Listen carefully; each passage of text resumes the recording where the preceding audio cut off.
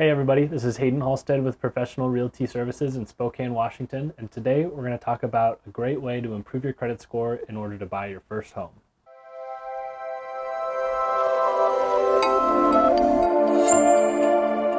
So today we're going to talk about my number one favorite way and the easiest way to build your credit score. It's really a lot easier than it seems. It's just one of those things that we're never taught in school and that we kind of have to figure out on our own before we make a big mistake. So first off, what is a credit score? A credit score is a number somewhere between 300 and 850 that depicts your credit worthiness and your credit trustworthiness. So the higher your score, the better you look as a borrower, and the better you look to a lender, somebody that's going to be giving you the money in order to purchase your home. Or that could be for anything, really. If you needed to take out a personal loan, a car loan, or anything, your credit score is going to determine how trustworthy and creditworthy you are.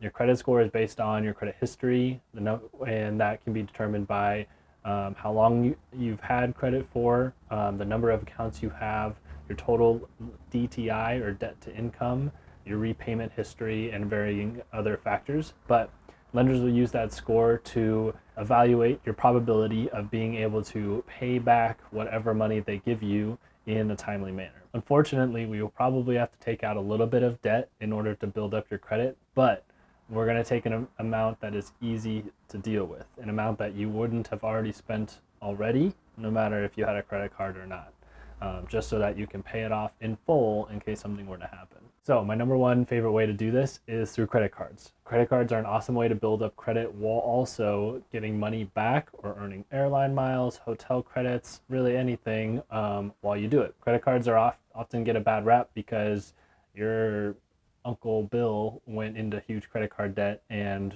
was swiping away left and right and was always drowning in credit card debt. Mom and dad told you to never get a credit card because it was a bad idea and credit cards are bad. And this is coming from a good place, but credit cards can be very powerful and a good thing if we use them correctly.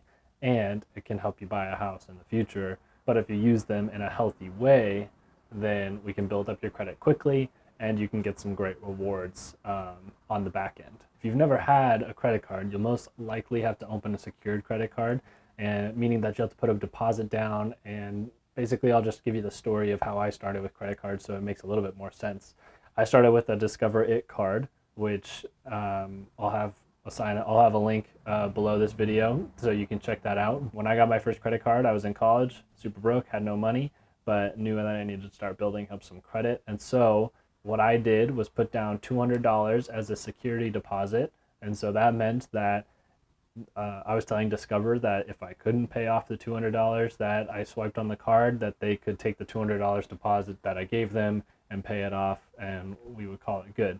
So this is how you build trust with the credit card companies. So my broke college self would put things like gas and groceries on the card. They were things that I would have been purchasing anyway, but what I would do is go home and pay off the card immediately, because that's the secret sauce right there, is that you never, and I mean absolutely never, are going to carry a balance on these cards, because that's how people get into trouble with these cards. I was pretty intentional about it, and I would pay it off immediately so that there was never a balance on the card.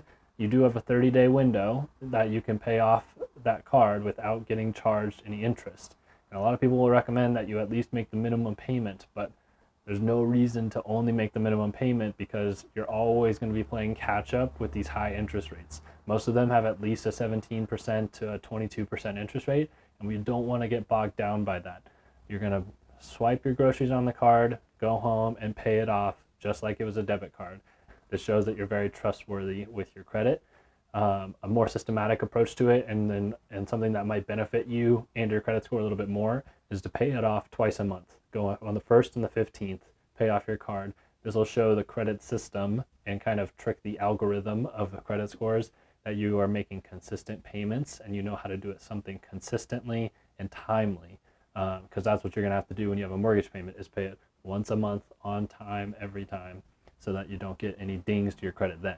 Put all your basic expenses on those cards, pay it off in full as soon as possible, and this process will take a little bit of time, but within about 6 to 12 months, the first company that you open your card with will give you your security deposit back, and now you have an unsecured card. They will give you a credit limit, but you don't have that security deposit in there. So now at this point, you're ready to open another one because, like we said, your credit score is determined by the amount of accounts you have as well and the amount of credit lines you have. So the more credit lines you have, the more credit you have to pull from, and ultimately this will help your score go up as well. Go look at something else, something where you can possibly earn a little bit more, like the American Express cards are a great way to earn airline miles. Most of them will have a minimum spend of $3,000 to $5,000 within the first 3 months. And so for most of us, spending $1,000 a month isn't too difficult and something that we do fairly regularly. So just do your normal expenses on that card. You'll get 60,000 airline miles and you're going to take a free trip down to Mexico when all of this opens up. So next time you plan on buying something big or you just want to plan your budget accordingly, make sure to open up a new credit card, earn those points, build up your credit, and you're going to be on track to getting into a new home soon.